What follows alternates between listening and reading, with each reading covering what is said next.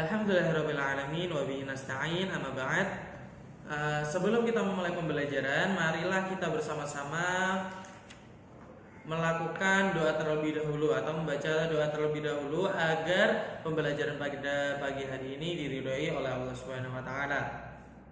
Bismillahirrahmanirrahim. Allahumma iftah lana hikmataka wanshur alaina rahmataka min khazaibi rahmatika ya arhamar rahimin. Rabbi zidni ilman warzuqni fahman.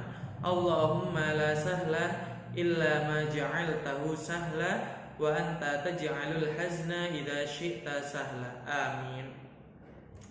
Oke, gimana kabarnya anak solih solihah? Semoga tetap dalam lindungan Allah Subhanahu wa taala. Kemudian untuk hari ini kita akan melakukan pembelajaran, akan membahas uji kompetensi bab Umar bin Khattab yang ada di halaman 36. Nah, di situ pekan kemarin kalian telah mengerjakan soal tersebut. Kemudian ada beberapa yang memang sudah dikoreksi, sudah diberi nilai, dan ada beberapa juga yang memang belum sempat dinilai. Nah, setelah ini pembelajaran ini silahkan jika ada yang salah dibetulkan, dibenarkan. Kemudian yang sudah mengumpulkan jangan sampai dikirim ulang karena nilainya akan terkurang. Silahkan didiamkan saja jika sudah terkumpul, atau bahkan jika yang sudah dinilai ya sudah. Kemudian yang belum dinilai akan, jika terlambat mengumpul, akan Bapak kurangi nilainya, seperti itu. Oke, langsung saja kita bahas. Nomor 1, Umar bin Khattab dilahirkan pada 581 Masehi, 581 Hijriah maksudnya. Kemudian nomor 2, orang yang bertemu dengan Umar bin Khattab ketika beliau mencari Rasulullah dan memberitahu bahwa adiknya telah masuk Islam. Jawabannya adalah yang D, Nuaim bin Abdullah. Nomor 3, Umar masuk Islam pada usia 27 tahun. Nomor 4, Umar bin Khattab merupakan sahabat yang kuat dan pemberani, seperti sahabat paman Rasulullah yang bernama Hamzah. Nomor 5, Umar diberi gelar Al-Faruq.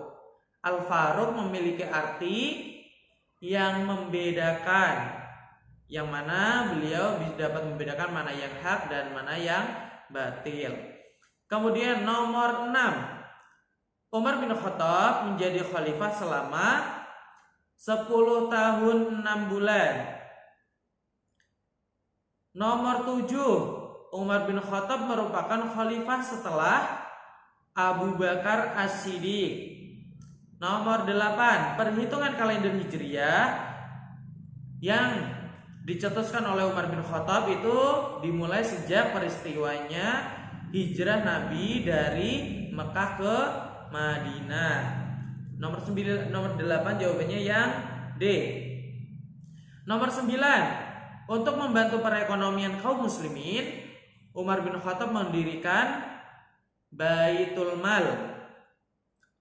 Nomor 10, Khalifah Umar bin Khattab memperluas Masjidil Haram dan Masjid Nabawi pada tahun 638 Hijriah. Nomor 11, Umar wafat karena ditusuk oleh Abu Lu'lu'ah. Nomor 12, penetapan kalender Hijriah dilakukan pada 16 Juli 622 Masehi. Nomor 13, sahabat yang mengimami sholat subuh ketika Umar bin Khattab diterkam adalah D, Abdurrahman bin Auf. Nomor 14, Umar dibunuh ketika hendak melaksanakan A, sholat subuh. Nomor 15, Umar bin Khattab wafat ketika berumur 63 tahun. Selanjutnya, yang Romawi 2, Umar bin Khattab merupakan khalifah yang kedua, yang mana beliau menggantikan Abu Bakar As-Siddiq. Kemudian nomor 2, Rasulullah bersabda, "Syaitan akan mencari jalan lain ketika berpapasan dengan Umar bin Khattab." Nomor 2 jawabannya Umar bin Khattab. Nomor 3, Khalifah Umar bin Khattab yang pertama kali menetapkan kalender Hijriah adalah Umar bin Khattab adalah orang yang pertama kali menetapkan kalender Hijriah. Nomor 4, sholat tarawih secara berjamaah dilaksanakan pada masa kekhalifahan Umar bin Khattab. Nomor 5, seorang gubernur provinsi dibentuk qadhi. Setiap gubernur provinsi dibentuk qadhi yang artinya adalah hakim.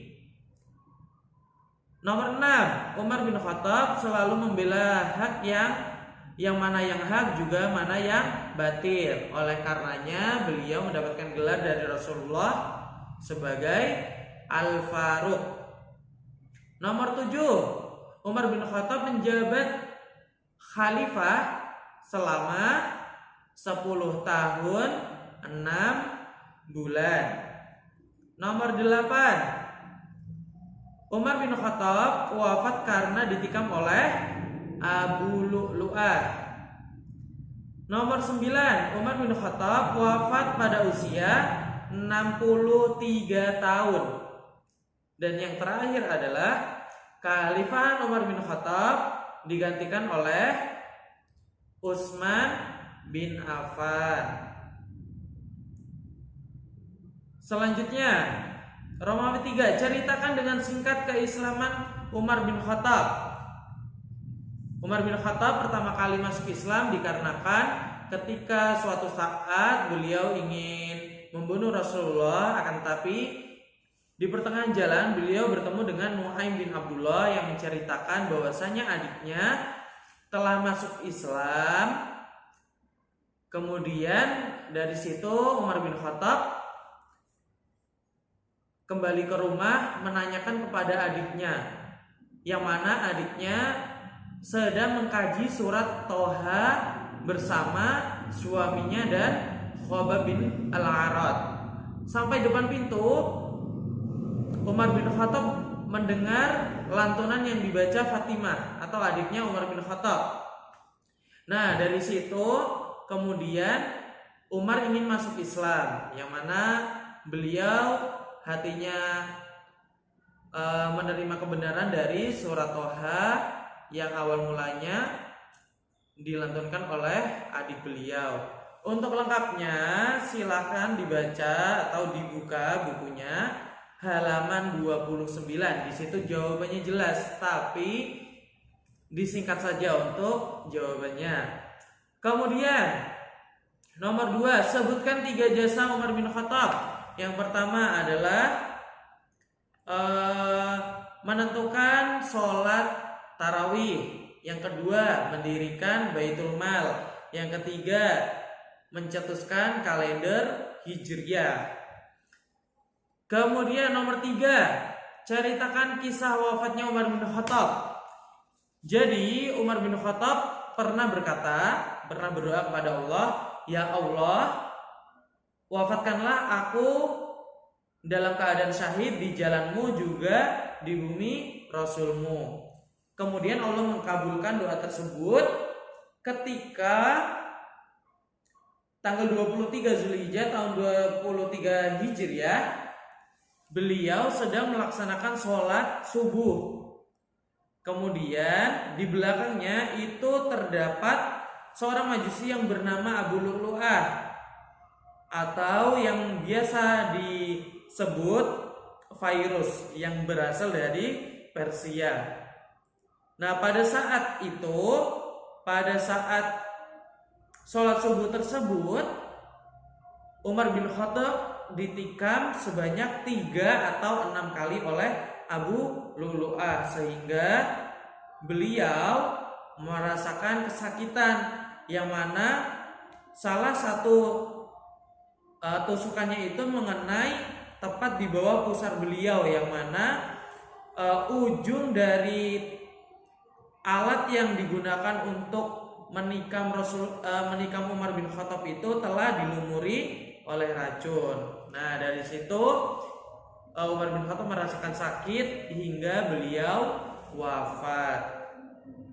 Kemudian nomor 4, apakah fungsi Baitul Mal?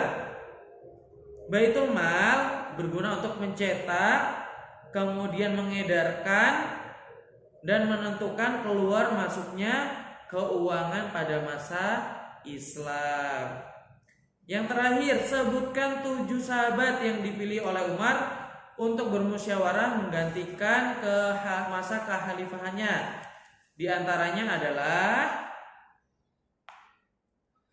Utsman bin Affan, Ali bin Abi Thalib, kemudian Thalhah bin Abdillah, Zubair bin Awam, Sa'ad bin Abi Waqqas, Abdurrahman bin Auf, kemudian anak Umar yaitu Abdullah bin Umar bin Khattab. Nah, jadi itu ada 7 orang yang melakukan atau memusyawarahkan dalam penggantian Umar bin Khattab, yang mana akhirnya memilih Utsman bin Affan sebagai pengganti Umar bin Khattab. Seperti itu ya.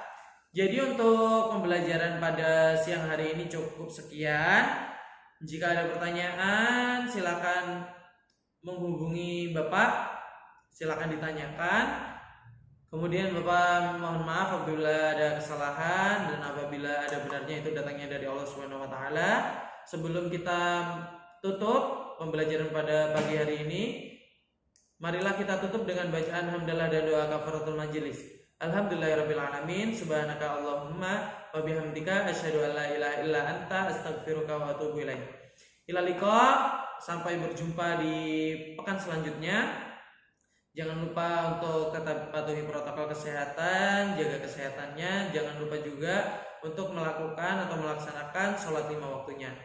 Wal akhir, wassalamualaikum warahmatullahi wabarakatuh.